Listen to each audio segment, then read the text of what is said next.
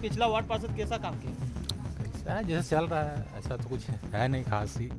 जिनका आवास था उनको भी आवास दे दिया। हाँ। और जिनका इधर आवास भी नहीं उनको कोई आवास वगैरह नहीं मिला। नगर निगम से आवास भी नहीं मिला। नहीं मिला। स्ट्रीट लाइट, साफ सफाई, हमें तो लगता है झाड़ू भी नहीं लगता इधर।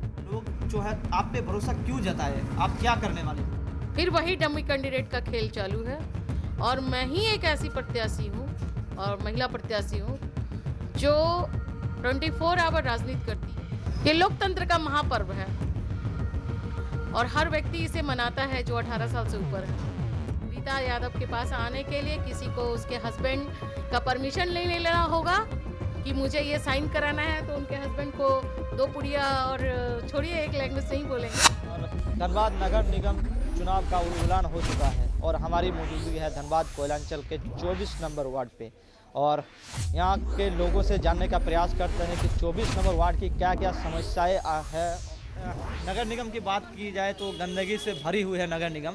तो आपके वार्ड नंबर 24 में क्या क्या ऐसी समस्या है जो आप लोगों को फेस करना पड़ता है? रोड का समस्या है, नाली का समस्या है और गंदगी है। पूरी गंदगी से भरी हुई है। पूरी नहीं है, गंदगी है। गंदगी है। हाँ। एक गाड़ी आता है, गाड़ी वाला या कचरा निकाल के नहीं जाता है। कचरा कितना निकाला, वो तो जो दिए दिए ऐसे तो देखिए आप भी पड़ा हुआ है, इधर है उधर है। सप्ताह में 2 दिन आता है, कभी कभी झाड़ू मारने हुई नहीं तो और स्ट्रीट लाइट की सुविधा है? नहीं, कहीं कहीं जल रहा, देखिए उधर तो अंधेरा ही है नीचे में। अंधेरा ही है। हाँ। तो मतलब पिछला वार्ड पार्षद कैसा काम किया? कैसा है जैसे चल रहा है, ऐसा तो कुछ है नहीं खास ही। इस एरिया में तो कुछ नहीं है। इस एरिया में कुछ खास नहीं, कृष्णा नगर में कुछ नहीं है।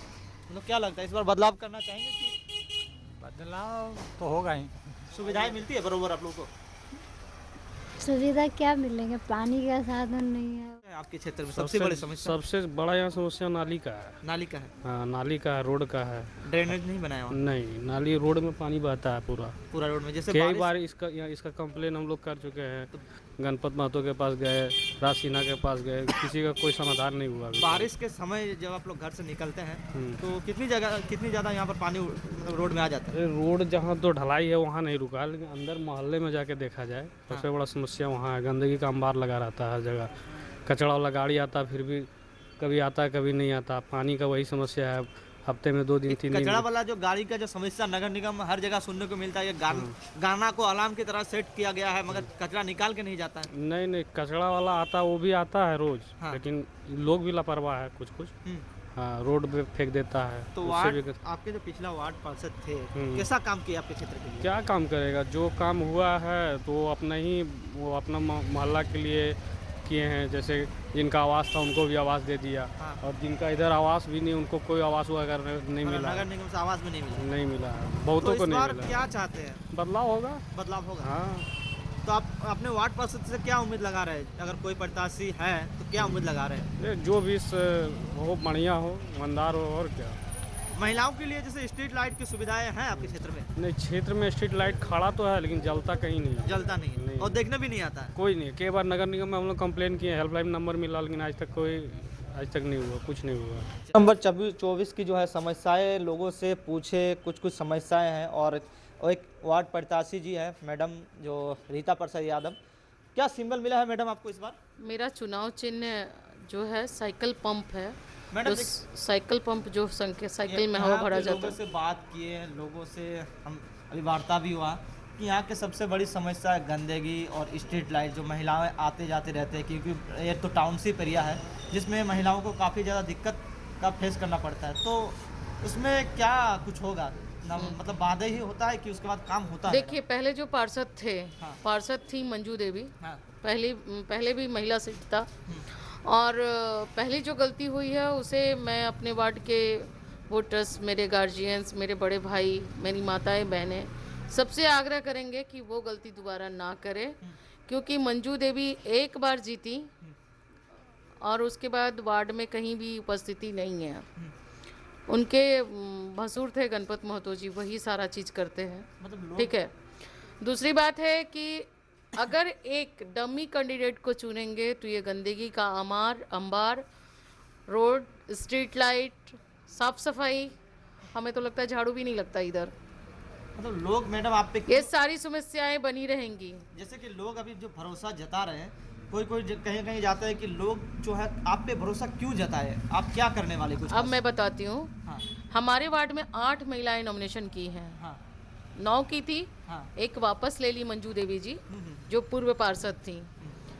लेकिन 8 प्रत्याशी में 7 प्रत्याशी जो है वो हाउस वाइफ हैं। चूंकि उनके हस्बैंड जनरल होने के कारण चुनाव नहीं लड़ पाए, इसके कारण वो अपनी पत्नी को मैदान में उतारे हैं। फिर वही डमी कैंडिडेट का खेल चालू है और मैं ही एक ऐसी प्रत्याशी हूँ और महिला प्रत्याशी हूँ जो 24 आवर राजनीति करती है भारतीय जनता पार्टी से। आज 22 साल से मैं राजनीति कर रही हूँ भारतीय जनता पार्टी में। 3 बार की महिला मोर्चा की जिलाध्यक्ष रही हूँ, 2 बार जिला की सचिव रही हूँ। बहुत सारे ऐसे इलेक्शन में जिम्मेवारियाँ मुझे मिली है और मैं बखूबी निभाई हूँ हर चीज़ को एकदम। और राजनीति का हर विभाग से परिचय भी हूँ मैं और समस्या को समझ रही हूँ और मैं उसका निदान भी करूँगी। अगर वार्ड नंबर 24 की जनता, माता पिता भाई बहन जितने भी हमारे देवतुल्य जनता हैं, अगर हमें सपोर्ट देकर निकालेंगी, सपोर्ट देके विजय बनाएंगे, मैं उनकी हर एक समस्या का निदान करने की पूरी से पूरी कोशिश करूँगी। वादे और इरादों में आने वाले दिनों में कितने इफेक्टिव रहेंगे आप? मैं वादा नहीं करती हूँ। मैं चुनाव के बाद भी फील्ड में रहूँगी, फील्ड में थी, फील्ड में रहूँगी, राजनीति करती थी, करती रहूँगी। चूँकि भारतीय जनता पार्टी में हमें बहुत सम्मान मिला है, मैं पार्टी का शुक्रगुजार हूँ और मैं ही एक महिला कार्यकर्ता हूँ जो इस वार्ड से चुनाव भी लड़ रही हूँ। तो चुनाव तो एक पर्व है, महापर्व जिसे मैं मना रही हूँ। लेकिन कल भी मैं लोगों का काम करती थी, आज भी मैंने एक सुबह प्रॉब्लम सॉर्ट आउट किया है और न्यूज़ में चल रहा है।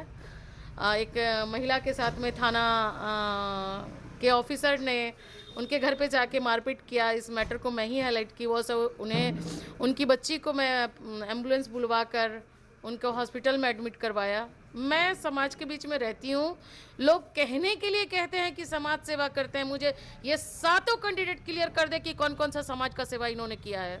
मैं बताऊंगी कि मैं क्या क्या की हूँ और मैं अकेली महिला हूँ जो खुद करती हूँ और खुद लड़ती हूँ। तो इस चुनाव को आप कैसे देखते हैं मैडम? ये लोकतंत्र का महापर्व है और हर व्यक्ति इसे मनाता है जो 18 साल से ऊपर है। सारे लोग इस पर्व को बखूबी मनाते हैं और मनाना भी चाहिए। तो जनता से क्या मतलब? इस बार जनता बदलाव की मूड में है और एक जो जेन्युइन कैंडिडेट है उसके पक्ष में आने के मूड में है और मैं अपने तरफ से पूरी तरह कोशिश करूंगी कि मुझे विजय हासिल हो। मतलब मैडम सबसे बड़ा जनता का एक सवाल है, जब भी हम किसी गली में किसी जगह रिपोर्टिंग करने जाते हैं, नेता तो बन जाते हैं, साइकिल लेके घूम घूम के नेतागिरी बन जाते हैं, मगर वही साइकिल वाला हमारे घर दूसरे दिन आते हैं कोट पहनकर, 4 व्हीलर से उतरते हैं, मगर उस तरह से हमको ध्यान नहीं देता। अब मैं आपका मूड उस टाइम चेंज हो जाएगा? नहीं, मैं बता दूं कि हमारे वार्ड में कोई महिला घूमने वाली नहीं है रीता यादव को छोड़कर, और रीता यादव सेल्फ है। रीता यादव के पास आने के लिए किसी को उसके हस्बैंड का परमिशन ले लेना होगा कि मुझे ये साइन कराना है, तो उनके हस्बैंड को 2 पुड़िया और छोड़िए एक लैंग्वेज नहीं बोलेंगे, वो देंगे तब साइन करेगी। रीता यादव सदैव अपने जनता के बीच में रहती है, रहती थी, रहती है और रहती रहेगी। और साइकिल से चलना और आना जाना वो दूसरी बात है, बंडी कोट पहनना अलग बात है, ठीक है। लेकिन जिसके ब्लड में राजनीति है, 22 साल से मैं राजनीति कर रही हूँ, मैं लोगों के बीच में हूँ, लोगों का काम करती हूँ। जो लोग मुझे याद करते हैं, अपनी समस्या में मुझे बुलाते हैं, मैं 100% देने की कोशिश करती हूँ और बाद में भी देती ही रहूँगी, क्योंकि मेरा लक्ष्य यही नहीं है। इस बार जनता से क्या उम्मीद करते हैं आप? इस बार जनता से मैं अपील भी करती हूँ और उम्मीद भी है कि वो बदलाव चाहते हैं। और चूँकि मेरा वार्ड महिला सीट है, तो महिला सीट में जेन्युइन कैंडिडेट को वो चुनेंगे। सारे हमारे एजुकेटेड, हायर एजुकेटेड कैंडिडेट हैं और वो ज़रूर हमको चुनेंगे, ये मेरा पूरा पूर्ण विश्वास है। चलिए, बाकी बहुत बहुत धन्यवाद मैडम आपको। चलिए, और धन्यवाद। बाकी इस चुनाव में हम लोग खबर पे, पल पल की खबर पे है। बाकी हमारे चैनल में आप लोग बने रहें। जोहार।